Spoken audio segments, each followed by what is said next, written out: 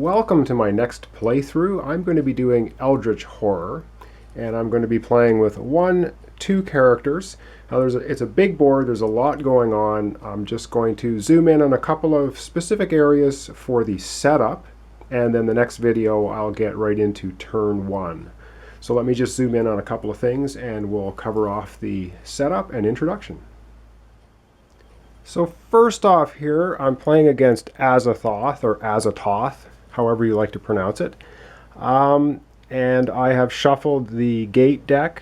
There's quite a few cards in here. I have shuffled the specific Azathoth, or Azathoth, clue cards, and I have created the Mythos deck by doing what it says on Azathoth's card.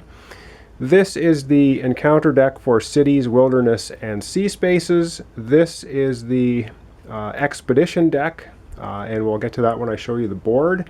And then we have the 3 different geographical location encounter decks. Now there's not too many cards in each one. There's only like 8 cards, so that is one thing that I am sure Fantasy Flight will have, many expansions in the future. And they'll address the limited number of cards, because once you play the game 2, 3, 4 times, you start running into a lot of duplicate encounters. So now I'm going to take you over to the board and show you the initial setup there. So I'm going to show you the right side of the board first. Up here is the Omen track, and when you're playing Azathoth, you actually put a Eldritch token on the green comet space. And this is the Omen track ring that will move around the board depending on the Mythos cards. This is the little reference card that you get with the game, and it shows you that if the number of players is 2, then you spawn 1 gate. This is a reference, you spawn 1 clue, and if there is a monster surge, it happens once. So I just leave that on the board here as a quick reference. Back to the expedition. There is an expedition going on right now with the pyramids, and that's what this token is for. So a player character can go there and take part in the expedition. Basically means you can end up getting artifacts. Our first gate for the setup of the game was in Rome, and there is a cultist monster pulled out of the monster cup that is attending, I guess, a ceremony in Rome. So you'll notice on the Omen track, maybe you can't see it here, but there are different symbols. These symbols correspond to the symbols on the bottom of the gates. And when the Omen track moves onto a space that has a symbol of the gate, then the Doom track, which is right at the top, starting at 15 for Azathoth, will make its way down to 0. And of course, when you're playing against Azathoth, if the Doom track gets to 0, it's pretty much game over. There will be no end game. He basically devours the world. So that's what we're trying to prevent. So now let's take a look at the other side of the board, and then we'll look at the characters. So over here on the other side of the board, I have set up here the assets column. There's always available, this is hard printed on the board, a bank loan. If you roll for influence, and I'll show you the stats on the cards in a minute, you can acquire assets. So the 4 assets available right now is an arcane manuscript. It's an item tome, and you gain +1 lore when resolving spell effects. The other one that can be acquired, pretty self-explanatory, the 44 automatic pistols, the Lara Croft specials, I guess. You gain +3 during combat encounters.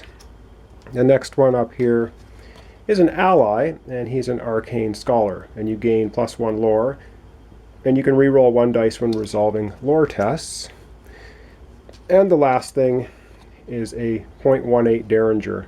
They call it a trinket, and but it's a weapon, and it allows you to add 1 to the result of 1 die when resolving a test during combat encounters. So those are the 4 initial offerings in the influence pool. So how you acquire items in this game, or allies, is you roll for influence, and we'll take a look at the characters in a second. I'm not sure how clear this is, but there are train paths, uncharted territory, and ship paths, and you can get ship tokens and rail pass tokens, which lets you move 1 extra space during your move turn along either a sea route, which is a solid light blue line, or the rail route, which is a dark red hatched line denoting railroad. And up here we have our next character starting in San Francisco. and that's Charlie Kane. And I forgot to mention Akagi Onili starts over here in South Africa. I probably butchered her name, but we'll just call her Akachi from now on. And we'll call Charlie Charlie. And I have the gate tokens shuffled and set up here. We have the shuffled artifact deck, the shuffled assets deck. I've shuffled, this is the spell deck, and this is the condition deck. And we'll get into that as we play the game. You probably can't see the condition deck here, but it's quite large. There's many conditions. There's basically 3 of each. And these are not the dice that come with the game. They come with 4 small black dice, which sometimes you're rolling more than 4 dice, so it's kind of annoying. I've got these nice green ones. I figured green is pretty good color, so I've got 8 of them here. Probably a better number of dice for this game. I don't know why they decided to only make it 4 dice, but who knows? Maybe Fantasy Flight wants you to buy the Arkham Horror dice set, which maybe is a marketing thing. Anyway, we'll get a close-up of the 2 characters, and then we'll take a look a little bit at the phases and how the game is played, and the next episode will be turn 1. So let's just have a look at both characters. So first up, I'll just call her Akachi. And she has a nice picture here. She has 5 health and 7 sanity, and I will be adding those tokens on before the game begins. Now here are all the tests that can happen in the game, and she has a 3 for lore, 2 in influence, 2 observation, 2 for strength, and 4 for willpower. And her special action is she can look at the top 2 gates of the gate stack and put 1 gate on the top of the gate stack and the other on the bottom. So that's good if you know which omen is going to come up next on the track and you don't want the doom counter to go down. And her innate ability, which she always has, is when you close a gate during an otherworld encounter, you may move to any space containing a clue or a gate. So that's Akachi. Oh, and she starts with 1 clue, which I have put on her card. And she also starts with the Miss Relay, or Relay, I think it's supposed to be spell. It's an incantation spell. During the encounter phase, you may test lore. If you pass, you choose an encounter as if there are no monsters on your space. Then flip this card. What happens is if a monster is on your space, you must encounter the monster before you can do any other encounters. If you do not defeat the monster, then you cannot have any other encounters. So that spell is good for her. She can basically just avoid the monsters there and have another encounter, like trying to close a gate or have a city or wilderness adventure or what have you. Anyway, next up we have Charlie Kane, and he has at the bottom he has 2 lore, 4 influence, 3 observation, 2 strength, and 2 will. He has 4 health, 8 sanity, and his action that he can do is another investigator of your choice may immediately perform 1 additional action. So basically for this game, if he wants to, he can give Akachi 1 extra action. Each character gets 2 actions to perform on their turn during 1 round. And his innate ability is when you perform an acquire assets action, which is you use influence to see if you can get some of the assets on the board. Sorry, use influence to see if you can get assets on the board. He says when you perform and acquire assets actions, you may allow other investigators to gain any cards you purchase. So basically he is a very persuasive individual in the Arkham world, global world in this game, and he is allowed to influence others and provide services, items, and allies to other players. So that's a pretty good ability. He also comes with, of course, a personal assistant, a man of his stature would. And she is an ally, and it says gain +1 influence, so he's going to have 5 influence to roll, and you may re-roll 1 die when resolving an influence test. So this guy is just loaded with influence, and I've also given him the first player marker, or the leader of the expedition marker, I guess they call it, something like that. He's the leader, and the reason that's important is because certain effects in the game apply to the leader, and the leader goes first, and then it follows clockwise around the table. So basically, in a nutshell, that's the characters, the 2 characters I'll be playing in the game. We're up against Azathoth. The doom track starts way up here at 15.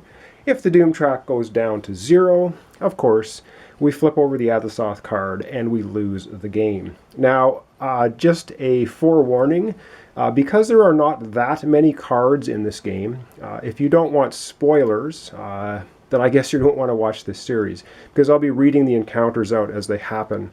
And like I said, I've played this about a half a dozen times now, and what happens is the encounters, because there's only 8 cards in each deck, and I think there's 12 in the generic deck, you start to repeat them after, after 2 or 3 plays. So anyway, it will be a bit of a spoiler to you watching it, but hope you enjoy it. I have had not the greatest success defeating Azathoth, and I did forget to mention one other thing. You have to win the game, you have to complete 3, there are 4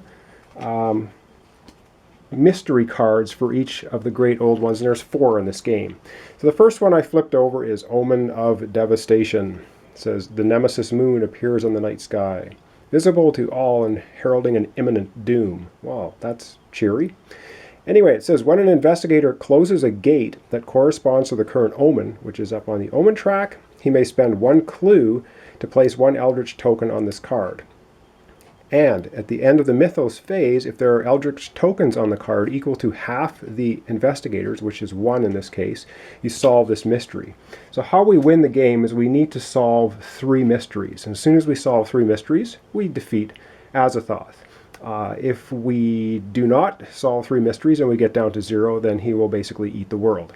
Anyway, join me next time for turn 1, and we'll see if Akagi and Charlie can stop the evil Azathoth from breaking through into our realm and, of course, destroying the world.